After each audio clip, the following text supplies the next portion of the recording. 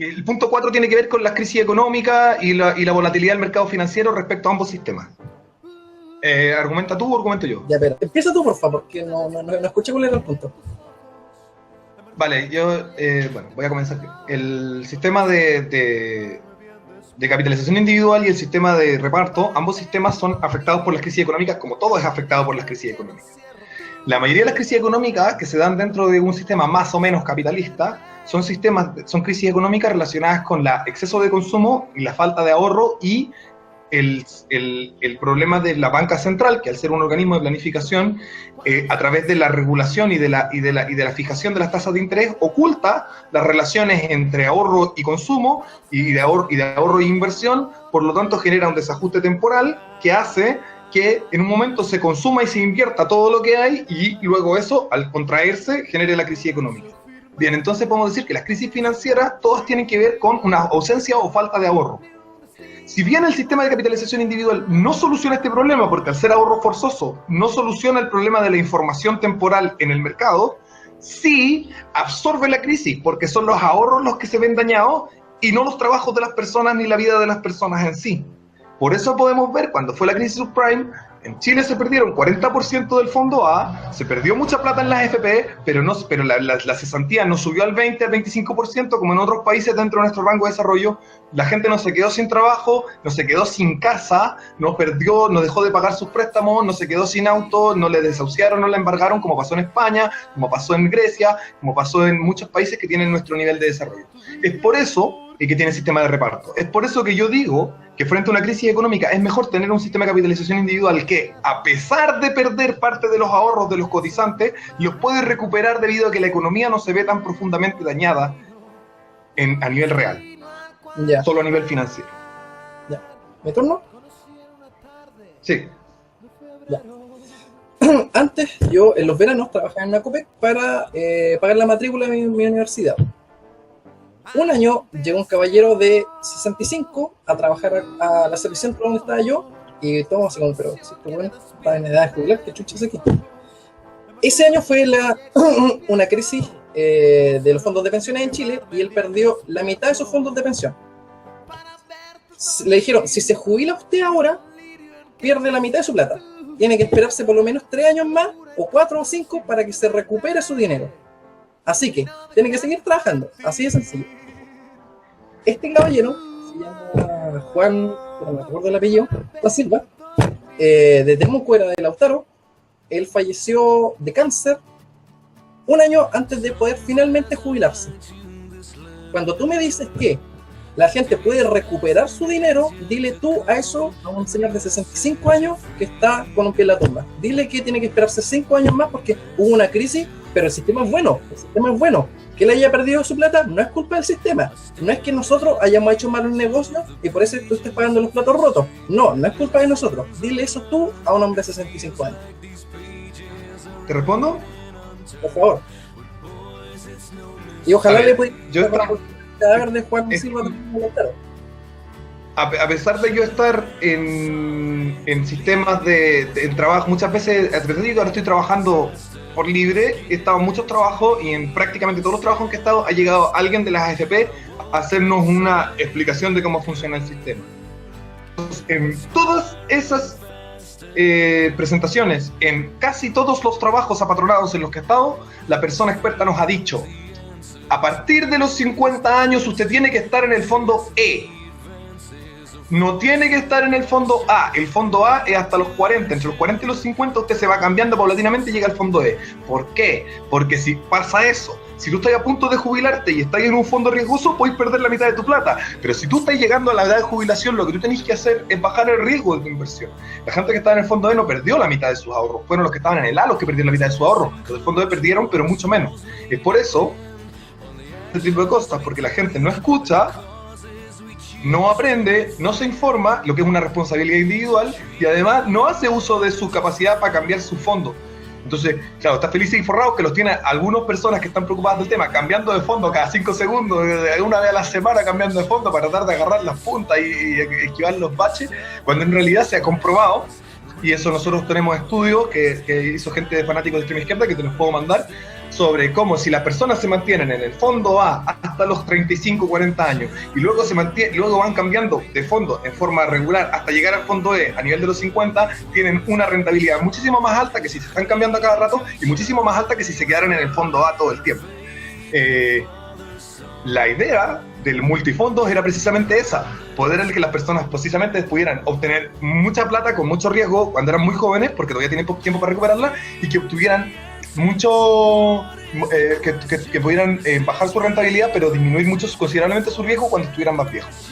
Terminando así de enrollar esto, tú podrías decir, claro, pero el multifondo al final la gente no sabe y no hace el cambio. Sí, tal vez desde la perspectiva de planificación hubiera sido más cómodo obligar a la gente a tener ese sistema, pero yo creo que se privilegió que las personas pudieran administrar sus fondos. ¿Ya? Eso. Ya. Volviendo al ejemplo que te dije yo hablé obviamente con ese señor que te digo se llama Juan Silva, que murió el año pasado o este año, ¿no? Y él estaba en el fondo C cuando perdió prácticamente la mitad de su ahorro. O sea, no estaba en el fondo A. Lo otro, la diferencia entre el fondo A y el fondo D a la hora de ingresar plata tú, es decir, bonanza, ronda entre el 20%, por lo menos en las AFP que revisé yo. O sea, tú puedes estar en el fondo más riesgoso o en el más seguro, en el F, en el Z, y aún así tu rango de ganancia no va a variar más allá de un 20%. Ese es como el tope. En cambio, tu rango de pérdida sí es muy relacionado a en el fondo en que estáis. Lo que te da a entender de que cuando pierdes la FP, pierdes tú, no la FP. Y referente al punto en sí, que el que estamos discutiendo, está mal que plata que con la que te vas a jubilar esté en un lugar tan volátil como la bolsa de acciones, la bolsa de valores, que sean de inversiones. Claramente eso es una desventaja. ¿Tiene un lado positivo? Sí, porque tiene rentabilidad y ese punto se lo cedía a la FP, pero no se puede omitir el lado negativo, que es que de un año para otro tú puedes perder 1 millón o más de la nada. Entonces eso sí, no va a ser positivo, y ese lado no me lo puedes no dar, porque es algo que se da, y que en el sistema de reparto ocurre, la plata no se invierte.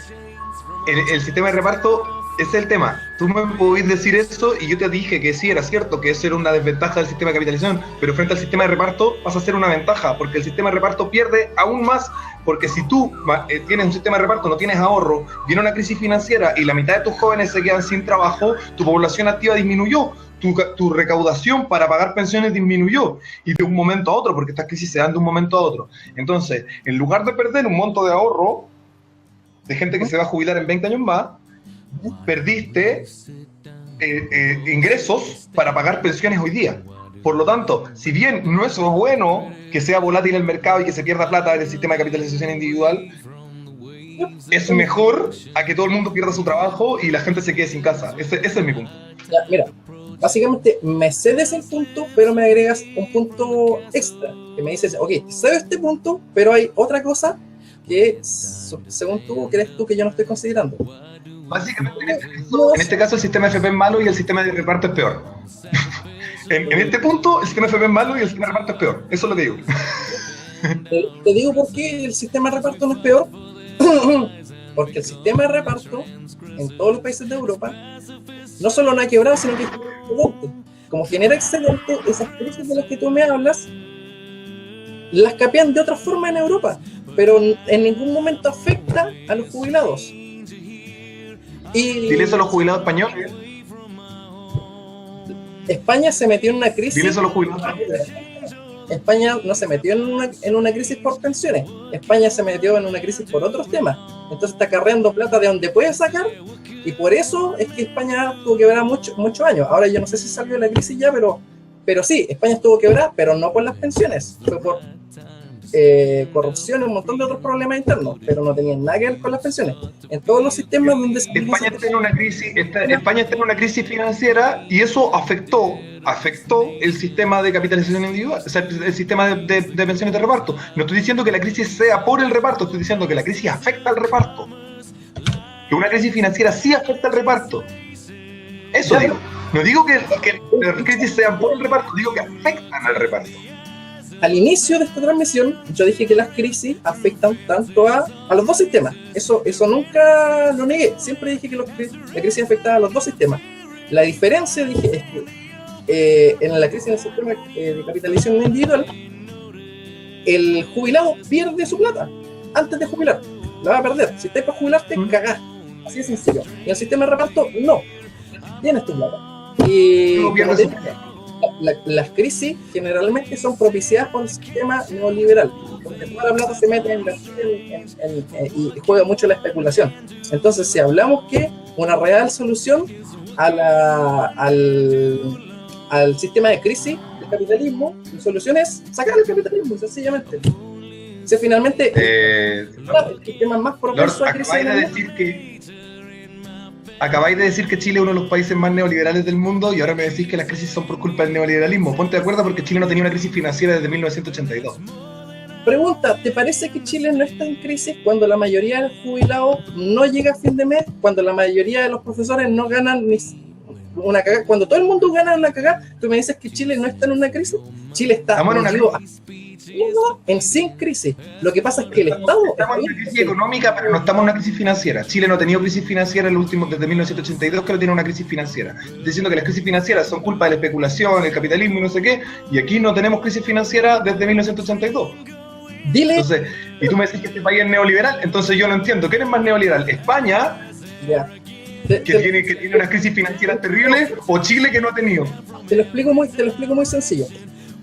Quienes no han tenido crisis financiera en las últimas décadas son Polman, Mate, Angelini. Esa gente no tiene crisis financiera. Pregúntale al 80% de la población si llegan a fin de mes. Y ahí te vas a dar cuenta si tu país está o no está en una crisis financiera. ¿Al 80% de la población cuyos sueldos reales se han triplicado en los últimos 20 años? ¿Tú conoces el concepto de inflación? Si yo Dije sueldos reales. Dije sueldos reales, no nominales. Reales, por sobreinflación. Nominales están como multiplicados por 10. Si el sueldo mínimo en 1996 el sueldo mínimo eran como 80 lucas. Y los sueldos promedio eran como de 120. Y hoy en día el sueldo promedio es de 650 y el sueldo mínimo es de 250. Y los sueldos nominales están multiplicados por mucho más, pero los sueldos reales, es decir, considerando el efecto de inflación, se han triplicado en los últimos 20 años. Entonces no sé qué tan crisis puede hacer que te ganes el triple. Pregunta. Lo que sí somos un país pobre, seguimos siendo un país pobre y probablemente seamos un país pobre mucho tiempo más, pero eso no significa que estemos en una crisis, porque si los sueldos están subiendo y no están bajando, significa que estamos bien. La idea es que sigan subiendo hasta que sean buenos. Pregunta. No te digo que sean buenos hoy en día, digo que están subiendo y van a seguir subiendo y un día van a ser la raja. Y la idea es que no dejen de subir nunca. Ya. Pregunta. ¿Tú conoces a Japón? ¿Cierto? Me imagino. Sí, el país con más deuda del planeta. Un país donde la gente gana sueldos más que dignos, ¿ya? Un país que a costa de globalización llegó a ser una potencia, ¿ya? Ya. Es básicamente la política del chorreo. Me dice para. No se te entendió nada lo último, como que no sé, pero yo por lo menos no te escuché nada, repite. Ok. Lo que estoy diciendo es que tú básicamente postulas la política del chorreo. Es decir, o me equivoco. Si me equivoco, para no seguir. No dije que no he dicho nada de chorreo. Yo lo que digo es que los sueldos han subido y tienen que seguir subiendo. Eso no tiene nada que ver con que chorree de alguna parte, sino con la productividad. La productividad ha aumentado porque hay más capital y eso hace que cada trabajador sea más productivo y al ser más productivo se vuelve más competitivo en el mercado ofertando trabajo a los demandantes que son sus empleadores, que por lo tanto se ven obligados a pagar más. En un sistema capitalista donde hay súper ricos y la desigualdad en Chile se ha disparado. Tú me dices que el sueldo real ha aumentado. Yo te pregunto cuánto. La desigualdad ha disminuido como nunca. La desigualdad en Chile ha disminuido como nunca. Tengo miles de estudios que te lo prueban. Después un montón de estudios que te prueban. La desigualdad en Chile ha disminuido. De hecho, la desigualdad en Chile desde la colonia, espera un poquito, la desigualdad en Chile desde la colonia, desde el siglo XVI, XVII, hasta En 1990 es exactamente la misma, sin importar los cambios de sistema, colonial, capitalista, neocapitalista, política de sustitución de importaciones, socialismo, pinochetismo, concertación, la desigualdad ha sido exactamente la misma entre el 51 y el 53 Gini. Y ahora, si tú mides el Gini no en total de la población, sino que mides las nuevas generaciones, es decir, la gente que tiene entre 20 y 30 y 35 años, la desigualdad ha estado disminuyendo, lo que nos hace pensar que, disminuyendo drásticamente, lo que nos hace pensar que cuando esta gente sea la única que exista y los viejos que son desiguales porque vienen de las generaciones anteriores ya se hayan muerto, mucho más baja. Y esos son los efectos de largo plazo del sistema que hemos tenido, que no estoy de acuerdo al 100% con él, pero creo que es mejor que todos los demás que hemos tenido antes. Ya, lo primero, si tú te pones a comparar a la gente actual con indígenas que armaban su ruca, claramente va a decir, oye, la desigualdad, mira cómo ha cambiado. Si nos comparáis con la mierda, claramente van a decir, oh, bueno, ¿a qué nivel hemos llegado? Pero la desigualdad en Chile, bajo ningún estudio serio, a no ser que sea de, por ahí, si viene la Cato, Universidad Culiada Facha, tal vez lo pensé, no, ya, volviendo a la seriedad. No, el estudio que te estoy hablando de la Chile, la desigualdad en Chile ha aumentado, te lo muestran todos los estudios, que desde los 80 hasta la actualidad, en los últimos 30 años, la desigualdad se ha disparado enormemente. Si alguien al inicio de los 80 ganaba 20 veces lo que gana el sueldo mínimo, ahora ganan 80 veces el sueldo mínimo. Significa que la desigualdad se ha cuadruplicado en Chile. Entonces, si tú me dices que la desigualdad en Chile ha disminuido, es una mentira. A no ser que estés comparando la época colonial con la actualidad. Y claro, pero eso es... No. Como te digo, es muy... Dije que la desigualdad en Chile ha sido la misma toda su historia y que las nuevas generaciones, los millennials, son menos desiguales que las generaciones anteriores entre los millennials mismos. Nosotros, yo y tú, tenemos menos desigualdad que la desigualdad que tenían nuestros papás y que la que tenían nuestros abuelos. Y nuestros papás y nuestros abuelos siguen vivos, por lo tanto la desigualdad total a nivel macro se sigue considerando alta. Pero yo y tú somos menos desiguales, por lo tanto cuando nosotros seamos viejos la desigualdad total va a ser más baja.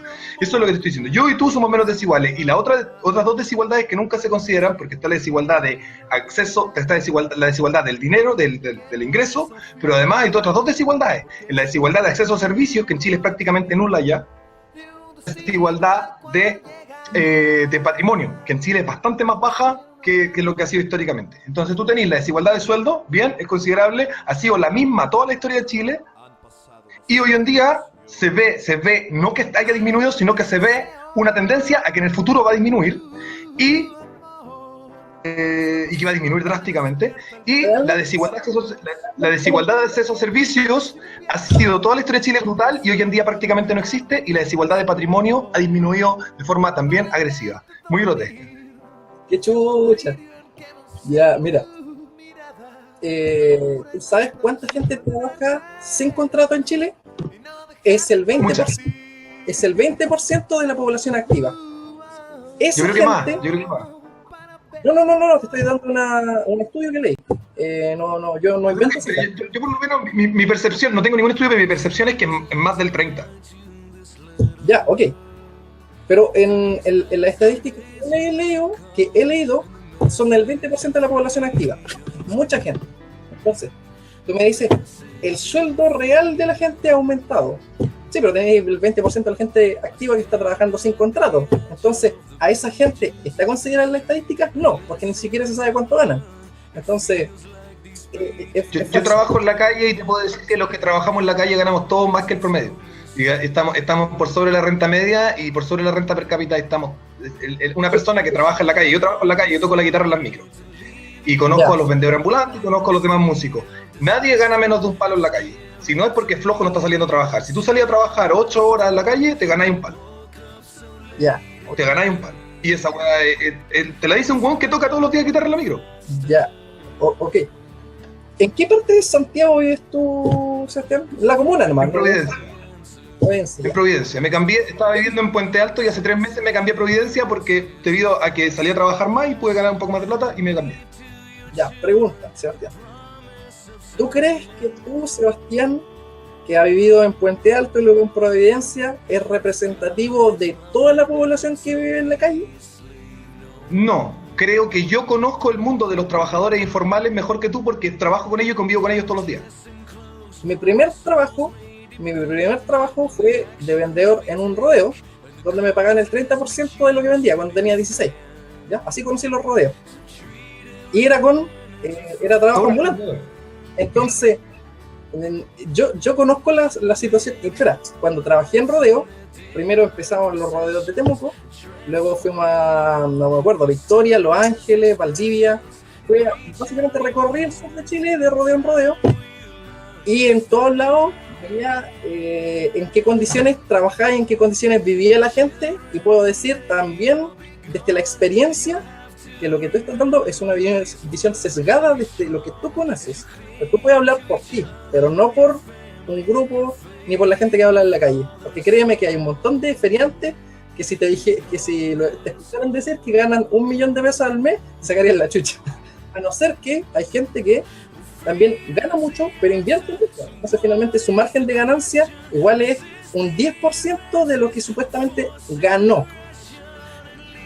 Así sí, que, a ver, yo lo que estoy hablando es del trabajo informal callejero de Santiago. Evidentemente no tengo ningún conocimiento de lo que pasa en un rodeo en Concepción, pero sí conozco a casi todos los cantantes de la calle de Santiago y los que ganan menos que eso es porque trabajan menos que eso o porque se dedican a gastar todos los días la plata en cerveza. También los conozco, es gente que se gasta 20 lucas en cerveza diario de músicos callejeros, y yo los conozco, yo trabajo con ellos, ¿sabes? Entonces, ¿qué es lo que pasa? Yo no sé cómo funcionan los rodeos en el sur. No sé cómo funciona el trabajador informal que, por ejemplo, interna peruanos ilegales en un camión. ¿Cachai? Que ese tampoco está trabajando con contrato. Ni lo que gana un microtraficante, no tengo idea del trabajo informal en general. Tengo el conocimiento de Santiago, vendedores ambulantes y músicos callejeros. yo mira, ¿Vale? Y ellos ganan plata. Ganan buena. Yo sigo auxiliar, telefonista, recepcionista de hotel, bombero en Servicentro Copec. Entonces, no es como que yo te esté hablando de que, trabajé en una cosa, te pagaban mal, y entiendo que todos ganan mal. No, que trabajaba en muchos lugares por el sueldo mínimo o por menos que eso. Me he dado cuenta que no es 1, 2, 3, 4, 5, 6 personas que les pagan poco. Es una cagazón. Te estoy hablando de una realidad social. Una realidad social a la que tú dices, no existe. Ganan millones. Son ricos los que trabajamos. Ganamos millones. Entonces yo te digo, viejo, ¿en qué mundo vives? En serio. Te estoy diciendo, yo sé que hay gente que gana muy poca plata. O sea, yo trabajé en call center por el mínimo, trabajé de guardia por poco más del mínimo. Nunca he trabajado por menos del mínimo, exceptuando cuando era muy chico y tenía como 16 años y trabajaba en el café de un amigo, pero la mitad del sueldo era jugar todo el día videojuegos. Oye, pasemos al siguiente, ¿no? Nos hemos estancado. Sí. Pero para redondear esto, yo no sé, yo sé que hay gente que gana muy poca plata, está lleno, y es cierto, tenéis razón, hay mucha gente que gana muy poca plata, pero aún así, cuando llega el verano, la playa está llena de gente. No sé qué tan terrible sea. Pasemos al siguiente punto. ¿Has escuchado Pan para los circos? Bueno.